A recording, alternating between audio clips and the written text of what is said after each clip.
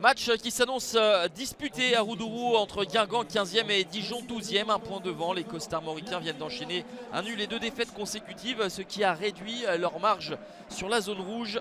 Un rebond est donc attendu face à un concurrent, Dijon, qui au sortir de 2 revers de rang s'est imposé dans le derby face à Auxerre lors de la dernière journée. Les hommes de Stéphane Dumont ont été défaits à Pau la journée précédente. Peu d'occasions en ce début de match, mais de l'engagement à l'image de ce tampon sur Jérémy Livolan qui va être sonné dans un premier temps mais qui va finalement tenir sa place. Sous une pluie battante, les deux équipes essayent de faire du jeu. Et ce sont les Dijonnais qui vont en fin de première période réaliser ce bel enchaînement avec ce centre de Cheikh Traoré.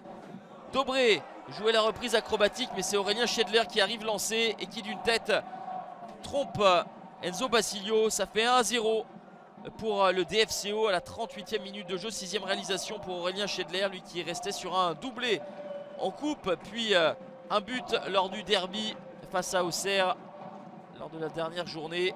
Aurélien Schedler qui arrive avec beaucoup de détermination.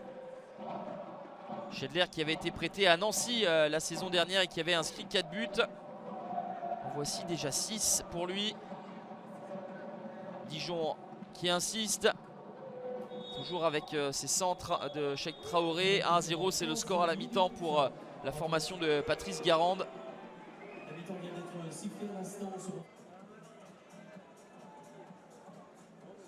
Lors de la prochaine journée, les Guingampais iront à Caen pendant que les Dijonnais recevront les Chamois niortais. Début de deuxième période. On retrouve Aurélien Schedler lancé en profondeur par Lucas Do. Le geste juste pour l'attaquant dijonnais. Le petit ballon piqué devant Enzo Basilio. D'entrée de deuxième période à la 48e. Dijon fait le break.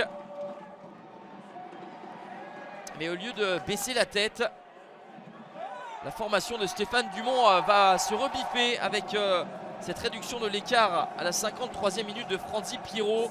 Opportuniste pour pousser ce ballon repoussé par Baptiste René. 6e but de la saison pour l'attaquant haïtien Franzi Pierrot. Et ce but qui a le mérite de relancer le suspense dans cette partie alors que Dijon semblait maîtriser les débats.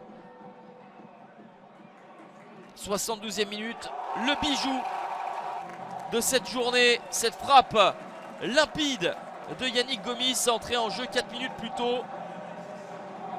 Premier but de la saison, et quel but pour Yannick Gomis. Il en avait inscrit 9 lors de l'exercice précédent. Il n'était pas en réussite jusqu'alors, à l'image de son penalty raté pour l'égalisation le week-end dernier à Pau.